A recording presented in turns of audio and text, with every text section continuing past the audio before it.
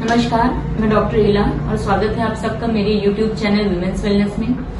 अक्सर ही महिलाओं के दिमाग में ये सामान्य प्रश्न आता है कि हमारा पीरियड हर महीने सेम डेट पर क्यों नहीं आता है। किसी महीने हमारा पीरियड 8 तारीख को आया पर अगले महीने कोई 15 तारीख को आया, तो क्या मेरे पीरियड इरेगुलर या असामान्य पीरियड तो नहीं है।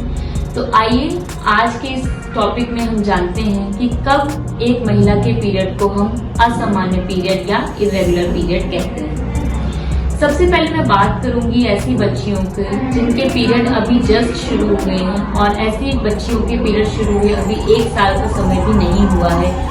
मैंने देखा है ऐसे में माएं अक्सर घबरा जाती हैं कि मेरी बच्ची का पीरियड पिछले महीने आया, फिर 2 महीने नहीं आया, अब चौथे महीने आया, तो डॉक्टर मेरी बच्ची का पीरियड इरेगुलर क्यों चल रहा है। तो ऐसी माताओं से मेरा अनुरोध है कि यह बिल्कुल नॉर्मल है। किसी भी महिला का जब पीरियड शुरू होता है तो बॉडी को 1 साल लग जाते हैं हार्मोनल बैलेंस करने में, जिसे हम लोग प्यूबर्टल ट्रांजिशन कहते हैं। और 1 साल तक पीरियड शुरू होने की अवधि में हम किसी भी पीरियड की अवधि को अनियमित नहीं कहते। तो इसके लिए बिल्कुल निश्चिंत रहें। अब आते हैं ऐसी बच्चियों पे जिनके पीरियड शुरू हुए 1 साल से ऊपर हो गए हैं लेकिन 3 साल से कम है अभी समय। तो ऐसी बच्चियों में जो इरेगुलर पीरियड की अवधि है उसको हम थोड़ा लंबा रखते हैं।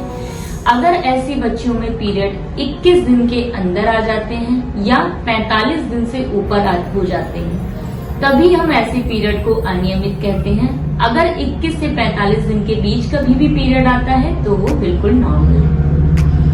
अब ऐसी महिलाएं जिनके पीरियड शुरू हुए 3 साल से ज्यादा हो चुका है, ऐसे में अगर उनका पीरियड 21 दिन से कम अवधि पे आ जाए या 35 दिन से ऊपर बढ़ जाए तो ही हम ऐसे पीरियड को अबनॉर्मल कहते हैं। 21 से 35 दिन के बीच में पीरियड कभी भी आए यह बिल्कुल नॉर्मल है। ऐसी बच्चियां जिनका पीरियड अभी 3 साल के अंदर है उनमें हम मानते हैं कि अगर पूरे साल 8 साइकिल भी महीने आती हैं पीरियड की तो ये बिल्कुल नॉर्मल चीज है। ऐसी बच्चियों में हम हर महीने पीरियड की अपेक्षा नहीं करते।